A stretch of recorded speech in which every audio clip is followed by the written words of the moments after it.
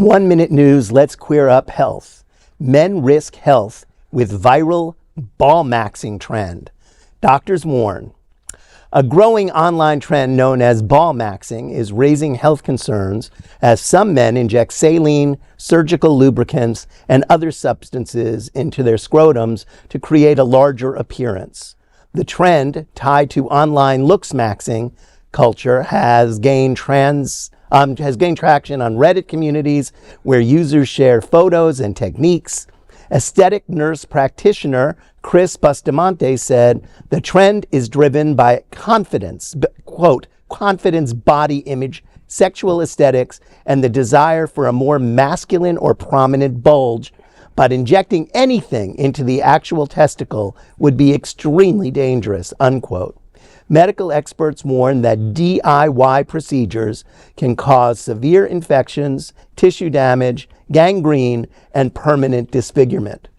While some clinics offer medically supervised cosmetic scrotal treatments, experts warn against attempting the procedures at home. We have a very sick society, you know. Nothing is okay. Everything can be made better.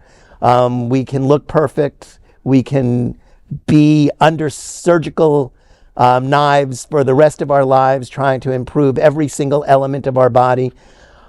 We try to tell ourselves that we're okay as we are, but nobody believes it anymore. It's unhealthy mentally, physically, and emotionally and relationship-wise. It's just ridiculous. Actually, I can tell you this. I mean, I know people who are... this has actually this is not even a new thing. No. Scrotal injections or other body genital modification procedures has been part of a minority fetish community in the LGBTQ sphere for a very, very long time. No question. Yeah, there are actual, I mean, these dangers are real. There are multiple reports of gay men primarily who have suffered severe physical injury and or death because they're trying to pump scrotum full of substances. And there is also the notorious Brazilian butt lift thing where people will inject rubber cement into their buttocks to make them look bigger. I mean, there are multiple Miami-based people who were arrested and charged for causing injury and death because of those procedures.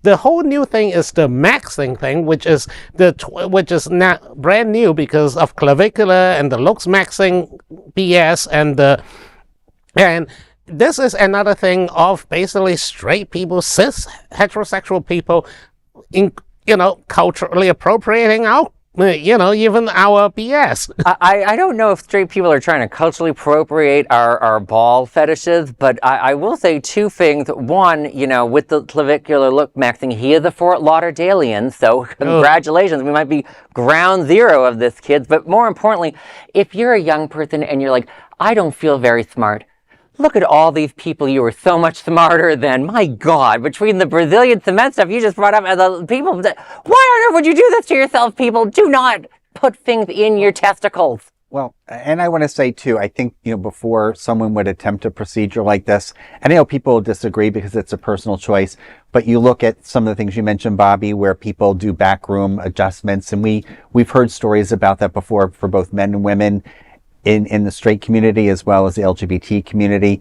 But I think, first of all, it would be nice if mental health consultations should be done first so that a person can really evaluate themselves and say, what is this really about? Do I really need to be plastic?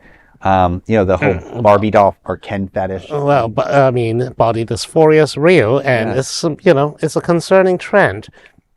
We make it worse and worse. Yes. All the time. We don't do the psychological help that people really need. Why are you so lonely? Why are you so fearful? We're not addressing the source issues, and that's the big danger. We treat the symptom, we don't address the core issues. Now, Robert, before you close us out on this, I do want to say one last thing. To all of you that are like, do my testicles need to be bigger? I've seen so many testicles in my day. They all look about the same. Don't touch them. Do I have to keep going? No. Oh, yes, that is an LGBTQ 1-minute news story.